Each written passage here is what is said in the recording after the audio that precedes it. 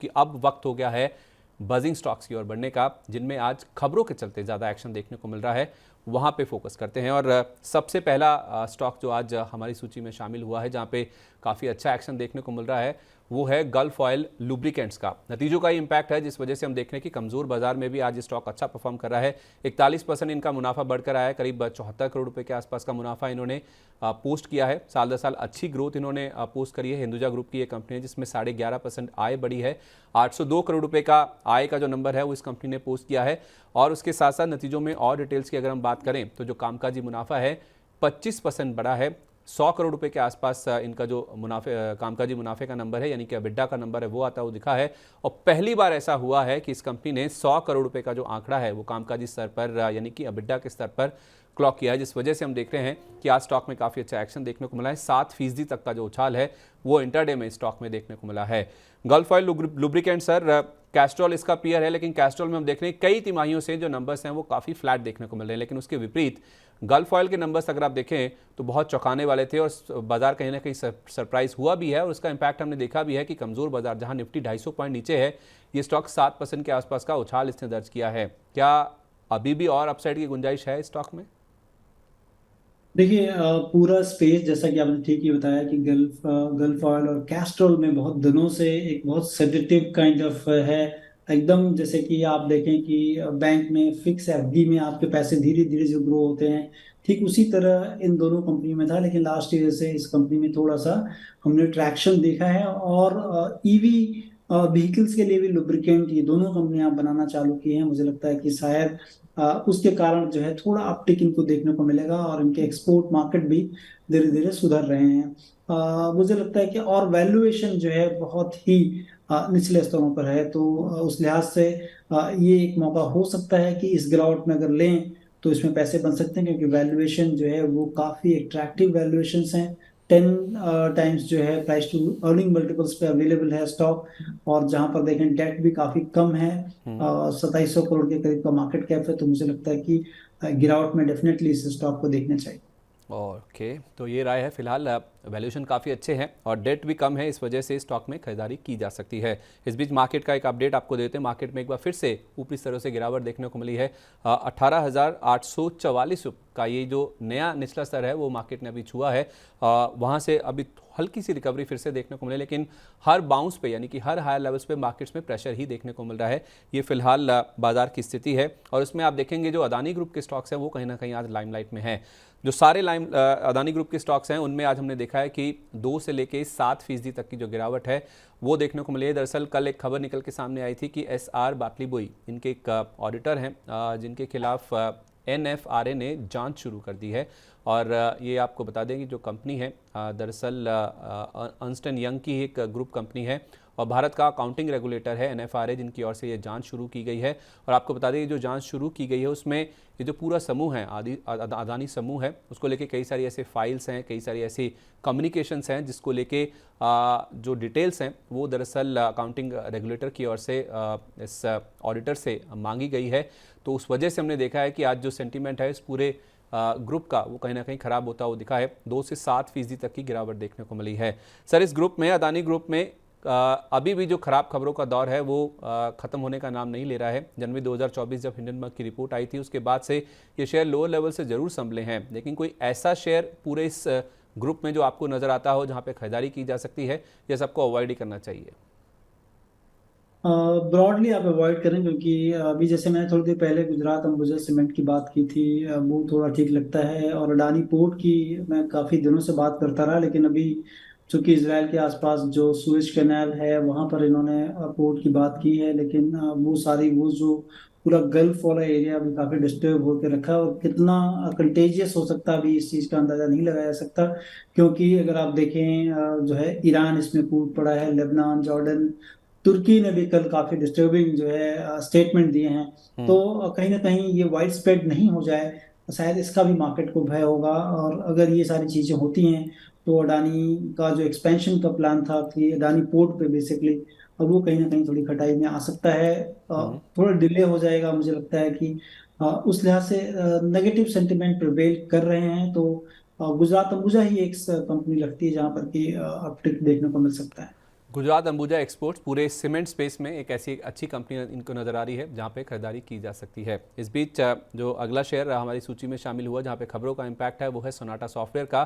दूसरी तिमाही के नतीजे आए हैं इस कंपनी के, जिसके बाद हमने देखा कि स्टॉक में आज उछाल देखने को मिला है, क्योंकि इनका जो मुनाफा है वो तिमाही दर तिमाही 3.5% के आसपास बढ़ता हुआ दिखा है। जो दिग्गज हैं इस पूरे स्पेस के जो अभी तक नंबर्स आए हैं उन्होंने खराब परफॉर्म किया है, उनके मुनाफे में गिरावट देखने को मिली है। उसके विपरीत इनकी आय जरूर 5% के आसपास घटी है, तिमाही दर तिमाही 1912 करोड़ रुपए रही है, लेकिन इनका जो मुनाफा है उसमें बढ़त देखने को मिली है, जिसको बाजार ने कहीं ना कहीं पसंद किया है। और नतीजों में अगर आप देखें तो साथ में जो मैनेजमेंट की गाइडेंस है वो भी काफ़ी अच्छी देखने को मिली है। FY26 तक के अंत तक मैनेजमेंट का कहना है कि $1.5 अरब की जो आय है वो ये क्लॉक इन करना चाहते हैं, उसका ये लक्ष्य लेके चल रहे हैं। और बोर्ड ने नंबर्स के साथ साथ 1:1 के जो बोनस इशू है उसको भी मंजूरी दी है, जिसके बाद हमने देखा कि आज स्टॉक में 5% तक का जो अपमूव है कमजोर बाजार में भी देखने को मिला है और अभी भी करीब 2% के आसपास की ये बढ़त मेंटेन कर रहा है। 1070 के आसपास ये स्टॉक कारोबार कर रहा है। सर, सोनाटा सॉफ्टवेयर, आप छोटे मझोले IT स्टॉक्स की बात कर रहे थे, क्या उसमें ये कहीं ना कहीं क्वालिफाई होता है सर? होता तो है, लेकिन काफी एक huge run up already in place है, तो मैं तो वेट करना चाहूंगा कि अगर ये सब्सटेंशियली करेक्ट होता है तो डेफिनेटली मेरी नजर पे रहेगा। और दूसरी चीज इसमें जो रिस्क की तरफ जो मुझे दिखता है वो है कि इनकी मार्जिन जो है प्रोफाइल काफी कम है। मतलब सॉफ्टवेयर सेक्टर में अगर आप देखें तो कंपनियों का 20 से 30% के आसपास की मार्जिन होती है, ये कंपनी 10% के करीब की मार्जिन है, जो कि थोड़ी सी जो है वो रिस्क की तरफ इंडिकेट करता है। और इनका जो प्राइस टू अर्निंग मल्टीपल्स है वो 32 के आसपास है, मतलब थोड़े से हायर साइड में मल्टीपल्स ट्रेड हो रहे हैं। तो इसीलिए मैं थोड़ा रिस्क को कम करने के लिए इसको सब्सटैंशियल करेक्शन अगर होता है 15% के आसपास, तब जो है मैं इसमें एंटर करने की सलाह दूंगा।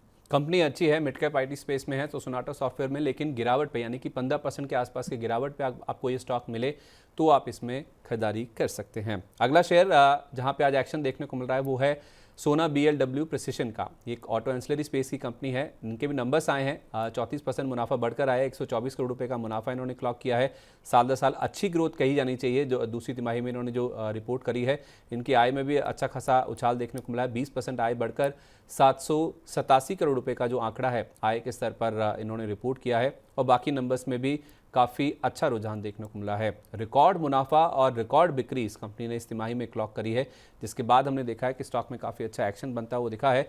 और सोना BLW सर, हमने देखा है कि ज़्यादातर जो ऑटो एंसिलरी कंपनीज है, क्योंकि ऑटो की बिक्री काफ़ी मजबूत देखने को मिली है, तो उसका जो इम्पैक्ट है कहीं ना कहीं इनके नंबर्स में, इनके मुनाफे में और इनकी सेल्स में भी खास तौर पे देखने को मिला है। और ब्रोकिंग हाउसेज भी पॉजिटिव हैं। जेफरीज की एक रिपोर्ट आई जिसमें उन्होंने बाय रेटिंग मेंटेन करी और 700 रुपये का टारगेट दिया और स्टॉक चल रहा है 550 रुपये के नीचे। 6% के आसपास का अपमूव कमजोर बाजार में भी स्टॉक में देखने को मिल रहा है। ये ग्रीन कैंडल आप देखिए बिल्कुल एक्सट्रीम राइट में आपको जो नजर आएगी, आज कमजोर बाजार में भी अच्छा खासा उछाल स्टॉक में देखने को मिल रहा है, जो कि दिखाता है कि स्ट्रेंथ है, कंपनी फंडामेंटली साउंड है, जो कि जैसा कि नंबर्स में देखने को मिल रहा है। क्या इन लेवल्स पे खरीदारी करनी चाहिए सर? देखिए, मुझे लगता है कि एक चीज इसमें समझने की, कंपनी के पास ऑर्डर बुक काफी बड़ा है, 22,000 करोड़ के आसपास की ऑर्डर बुक है। और कंपनी में जो ऑर्डर बुक है वो तकरीबन 75 से 78% जो है ईवी व्हीकल सेगमेंट से है इनके पास ऑर्डर बुक। और यही कारण है कि क्योंकि ईवी नाम जहाँ कहीं भी लग जाता है उसमें मल्टीपल्स काफी डिमांड हो जाती है। Market 67 times price to earning multiples है। ईवी एबिटा अगर देख लें 38 के ऊपर का डिमांड कर रहा है। इसका मतलब है कि अगर इसमें एक सब्सटैंशियल, जो कि ऑर्डर बुक देखने से लग रहा है कि सब्सटैंशियल ग्रोथ होने की चीज हो सकती है। और मार्केट थोड़ा करेक्टिव फेज में है। प्रूडेंट आइडिया होगा कि आप वेट कर लें, थोड़ा करेक्ट होने दें, थोड़ा नॉर्मलाइज होने दें जो इनका पी है, उसके बाद ही एंटर करें। ठीक है, तो वैल्यूएशन हाई है इसलिए खरीदारी करने से पहले थोड़ा सा करेक्शन होने दे। अच्छा सर, ये बाजार में सेंटीमेंट खराब हुआ है, इस वजह से लोगों को आप कह रहे हैं कि वेट करें, खरीदारी ना करें, फ्रेश खरीदारी ना करें। अगर आपका पिज़्ज़ा खाने का मन करे तो क्या आप रुकते हैं किसी वजह से, किसी कारण से? पिज़्ज़ा ऑर्डर कर देते नहीं कर देते जब भी मन करता है? देखिए, जो कहते हैं कि जो बेसिक नेसेसिटी है उसको आपको जो है अवॉइड नहीं कर सकते हो। तो लेकिन इन्वेस्टमेंट की जहां तक बात है उसमें वेट किया जा सकता है, और जहां पर वेट कर सकते हो और ऐसे ही, और जब संभावनाएं हैं ऐसी हो कि एक बड़ा करेक्शन इन ऑफिंग हो, तब जो है मुझे लगता है कि क्योंकि अपॉर्चुनिटी ट्रिमेंडस होती है मार्केट में। और ऑल टाइम ऐसा नहीं होता है कि स्टॉक आइडियाज आपके पास ना हो, लेकिन अपॉर्चुनिटी हमेशा मिलेगी। तो एक अपॉर्चुनिटी मुझे लगता है कि चूंकि मैंने जो कुछ भी देखा है उसमें लगता है कि शायद एक अपॉर्चुनिटी फॉरगोन करनी चाहिए, और यही कारण है संदीप जी कि मैंने भी अपने पोर्टफोलियो को काफी ज्यादा लिक्विडेट करके कैश पे बैठा हूं। मुझे लगता है कि लाइफ में फर्स्ट टाइम होगा जब मैं इतने कैश पे हूँ। कैश पे बैठे हैं, लेकिन सर लगता है कैश आप खर्च नहीं कर रहे हैं, कैश का इस्तेमाल नहीं कर रहे हैं, और ऐसा ही कुछ जुबिलेंट फूडवर्क्स के कस्टमर्स भी कर रहे हैं, जैसा कि हमने इनके दूसरी तिमाही के नंबर्स में देखा भी है। बाजार पहले से एंटीसिपेट करके चल रहा था कि इनके नंबर्स खराब आएंगे, लेकिन जितने खराब आए हैं उससे बाजार को निराशा हाथ लगी है। 39% इनका जो मुनाफा है वो घटकर आया है। 72 करोड़ रुपए का नंबर इन्होंने पोस्ट किया है मुनाफे के फ्रंट पे। बाजार एक्सपेक्ट कर रहा था कि हो सकता है कि नंबर खराब आते हुए दिखें, लेकिन दिक्कत की बात है जो लाइक फॉर लाइक ग्रोथ आई है वो नेगेटिव 1.3% की देखने को मिली है। और ऐसा पहली बार नहीं है कि जब इनकी जो लाइक फॉर लाइक सेल्स है उसमें गिरावट देखने को मिली है, कमजोर देखने को मिली है। तीसरी तिमाही लगातार है जब इनकी जो लाइक फॉर लाइक सेल्स है उसमें कमजोरी देखने को मिली है। यानी कि जो फेस्टिव सीजन की शुरुआत हुई है उसका भी ज़्यादा फायदा इस कंपनी को नहीं देखने को मिला है। और शेयर आज 500 रुपये के भी नीचे फिसल गया था, अभी 505 रुपये के आसपास ट्रेड कर रहा है। 4.5% की गिरावट अभी भी देखने को मिल रही है। और ज़्यादातर ब्रोकर्स जिनकी रिपोर्ट आई है इस कंपनी को लेके उसमें भी कोई ज़्यादा उत्साह देखने को मिला नहीं है। अगर आप जुबिलेंट फूडवर्क्स की बात करें तो इसमें मॉर्गन स्टैनली ने इक्वल वेट की रेटिंग दी है। 510 रुपये का टारगेट वो पहले दे रहे थे, अब उसे घटाकर 493 रुपये का दिया है। इसी तरह न्यूट्रल की रेटिंग जेपी मॉर्गन ने भी दी है, और गोल्डमैन सैक्स भी स्टॉक को लेकर न्यूट्रल है। हालांकि उन्होंने टारगेट प्राइस थोड़ा सा रिवाइज किया है, 490 से बढ़ाकर 515 किया है। 505 रुपये के आसपास स्टॉक ट्रेड कर रहा है। तो जो बड़े ब्रोकर्स हैं वो स्टॉक को लेकर बहुत ज़्यादा बुलिश नहीं है। आपकी क्या राय है सर? जो कैश पे बैठा है आपकी तरह, उसे पिज्ज़ा खाना चाहिए भले स्टॉक खरीदे ना खरीदे? देखिए, दो तीन चीजें हैं और एक प्रैक्टिकल घटना भी मैं बताऊंगा इसके संदर्भ में। पहली चीज की नंबर्स आप देख लें तो काफी डिसअपॉइंटिंग नंबर्स रहे हैं। और जब से इनके सीईओ ने एग्जिट किया था, लास्ट जो सीईओ थे वो निकलने के बाद कंपनी में हमने देखा कि शायद कोई स्ट्रैटेजी, कहीं स्ट्रैटेजिकली कोई चीजें गलत हो रही हैं, जो कि कंपनी अब उस चीज को रियलाइज नहीं कर पा रही है। मतलब नंबर्स में वो चीजें रिफ्लेक्ट हो रही हैं और लगातार नंबर्स गिरते जा रहे हैं। और इनका वैल्यूएशन अगर देखेंगे तो प्राइस टू अर्निंग मल्टीपल जो है वो 142 टाइम है। ईवी एबिटा जो है वो 33 टाइम्स के करीब है। इसका मतलब है कि काफी स्टॉक महंगा है, नंबर्स जो है डिसअपॉइंटिंग है। तो उस लिहाज से मुझे लगता है कि अवॉइड करना चाहिए। दूसरी अवॉइड। चीज, हाँ, दूसरी जो जो इम्पोर्टेंट चीज मैं आपको बताना चाहता हूँ, जो प्रैक्टिकल अनुभव रहा है। क्योंकि ये फेस्टिवल सीजन था, हम लोग घूम रहे थे कैलकाटा में। दुर्गा उत्सव जो है वो बहुत धूमधाम से मनाया जाता है। और हम लोग घूमते हुए एक पिज्जा स्टॉल पे गए, इनकी डोमिनोज पिज्जा पे। और मैं आपको बता दूं, इन लोगों ने जो प्राइस बढ़ा रखे थे, जो 500 रुपए का पिज्जा था उसका उन्होंने 700 रुपए चार्ज किया। और हमारे कंप्लेन के बावजूद भी कोई ज्यादा इंटरटेन नहीं किया गया। इन्होंने मतलब बिना बोले, चूंकि फेस्टिवल सीजन है, चल गया, आपको 200 रुपए दाम 500 रुपए बढ़ा दिए। वहीं पर मैंने सबवे में देखा, पिज्जा हट में गए, कहीं भी दाम सब नॉर्मलाइज था। ये डोमिनोज ने इस चीज को, इस तरह के एथिकल चीजों को, जो अनएथिकल है उस चीज को अडॉप्ट किया। मुझे लगता है कि ये काफी खराब हो सकता है इस तरह की स्ट्रैटेजी से। इनके जो मतलब जो खाने वाले हैं, जो चाहने वाले हैं, वो भी काफी निराश हुए होंगे। सर ये तो कहते हैं कि इनइलास्टिक डिमांड होती है, लेकिन ये जो आप कह रहे हैं कि इन्होंने 500 वाला पिज़्ज़ा 700 रुपये का कर दिया, मैंने तो हाल फिलहाल एक खबर पड़ी थी कि जिसमें इन्होंने जो लार्ज पिज़्ज़ास हैं उनके जो प्राइजेस हैं उनको इनफैक्ट कट किया था। देखिए, इस तरह की न्यूज मेरे पास तो नहीं थी, लेकिन जब हम लोग स्टोर पे गए तो जो उन्होंने हमको प्राइस रेट दिया, और रेट देने के बाद उन्होंने कहा कि ये सब प्राइस रिवाइज हो चुके हैं, फेस्टिवल के कारण ये सारी चीजें रिवाइज हो चुकी हैं। तो फेस्टिवल में ऐसा क्या चीजें हुई कि आप 500 का 200 रुपये आपने पिज्जा पे बढ़ा दिया। और मुझे नहीं पता कि ऑल इंडिया में क्या पोजीशन थी, लेकिन चूंकि कोलकाता रीजन में ये फेस्टिवल रहता है और काफी भीड़ रहती है सब जगह, लोग चूंकि बाहर निकलते हैं, घूमने जाते हैं। लेकिन एट द सेम टाइम, चूंकि 4 दिन का फेस्टिवल था, हम लोग कई दिन सबवे में भी गए, कहीं नहीं था। पिज्जा हट में भी गए, वहां भी नहीं बढ़ा हुआ था। लेकिन डोमिनोज के पिज्जा में काफी दाम बढ़े हुए थे, और हमने कंप्लेन भी इसकी रेज की हुई है। आई होप पूरे देश में ऐसा नहीं है, लेकिन नंबर्स जैसे आए हैं और जैसा आपका एक्सपीरियंस रहा है वो कहीं ना कहीं मेल खाते हुए दिख रहे हैं, क्योंकि इनकी जो लाइक फॉर लाइक सेल्स है वो तीसरी तिमाही लगातार ऐसा है जिसमें हम देख रहे हैं कि गिरावट दर्ज की गई है और शायद इसी को बाजार ने पसंद नहीं किया, जिसकी वजह से आज हमने इसमें गिरावट बनती हुई दिखी है। आखिरी स्टॉक इस सूची में है टेक महिंद्रा का, एक लार्ज कैप IT कंपनी है जिसमें हमने देखा है कि नंबर्स बेहद निराशाजनक देखने को मिले हैं। जैसा अनुमान कर रहा था बाजार, उससे भी कहीं ना कहीं खराब आते हुए दिखे हैं। इनका जो मुनाफा है तिमाही दर तिमाही 28% घटकर 500 करोड़ रुपए के नीचे फिसल गया है। 494 करोड़ रुपए का मुनाफे का नंबर इन्होंने रिपोर्ट किया है और डॉलर आया अगर आप देखें तो 2.5% के आसपास की गिरावट यहाँ पर भी देखने को मिली है। कांस्टेंट करेंसी टर्म्स में 155 करोड़ डॉलर के आसपास की जो डॉलर आया है वो इन्होंने रिपोर्ट करी है और मैनेजमेंट ने जो कमेंट्री दी है वो भी कोई बहुत ज़्यादा उत्साहजनक नहीं है। 1 से 2 तिमाही तक आगे ये जो खराब प्रदर्शन उन्होंने रिपोर्ट किया है वो शायद आगे भी जारी रह सकता है, ऐसा मैनेजमेंट की कमेंट्री में देखने को मिला है। और ब्रोकर्स आप देखिए उसके बाद कहीं ना कहीं नेगेटिव होते हुए दिखे हैं। गोल्डमैन सैक्स ने तो बिकवाली की राय दी है, लक्ष्य काटा है। 1010 रुपये का पहले टारगेट था, उसे घटाकर अब 990 रुपये कर दिया है। और जैसे मैंने कहा भी था कि जो बड़ी IT कंपनीज हैं उनके नंबर्स काफ़ी खराब देखने को मिले, उनके मुनाफे टूटे हैं। और उसके सामने आप देखिए सोनाटा सॉफ्टवेयर जैसी कंपनियां इन्होंने मुनाफे में बढ़त दर्ज की है। तो जैसे संतोष सर हमें बता भी रहे थे कि बड़ी IT कंपनियों के मुकाबले जो छोटी मझोली मिड कैप या स्मॉल कैप IT कंपनीज हैं उनमें ज़्यादा दमखम नजर आता है।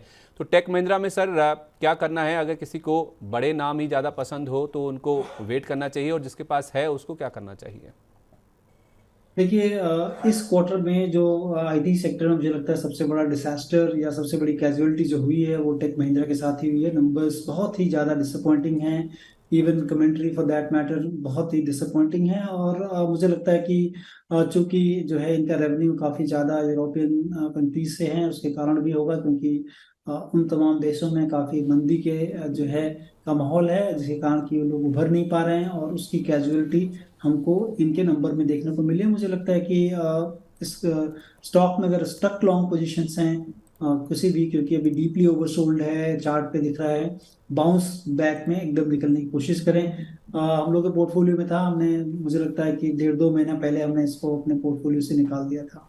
ओके, तो 1.5-2 महीने पहले ही पोर्टफोलियो से निकाल दिया था। टेक महिंद्रा के नंबर्स काफ़ी खराब आते हुए नजर आए हैं।